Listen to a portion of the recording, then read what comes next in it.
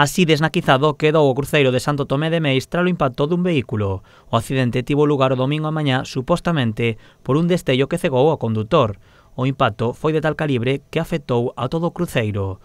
Os operarios do concello xa retiraron os anacos do elemento patrimonial. Parece ser que o destello do sol que fixo como un pouco perder a visión nun momento determinado, e a verdade é que colleu o cruceiro de pleno frontalmente, o vehículo lle saltaron os airbags, e como podedes ver, o cruceiro quedou totalmente destrozado, é dicir, caeu casi todo o cruceiro, e as poucas pedras que quedaron no chan quedaron cheas de aceite do vehículo, non? Que perdeu o aceite, saltaron os airbags, levou un golpe moi forte tamén o coche, non? O concello puxose en contacto coa aseguradora do vehículo para restaurar o cruceiro o antes posible. A ver, non é fácil porque non é como cando che rompe un muro dunha casa, aquí hai que darlle parte a patrimonio, tamén xa fixemos un oficio para informarlles, e o que sí que nos interesa a nos desde o Concello é que esa reparación ou restauración que se faga ben, non como outras que tivemos no Concello anteriormente que non gustaron e non gustan con toda a razón, e que se faga canto antes posible, porque é certo que os veciños da parroquia, pois o cruceiro é emblemático, e ademais cada vez que hai un evento, unha festa, pois se fai a procesión alrededor do cruceiro, non? Ademais da súa importancia patrimonial, pola súa localización,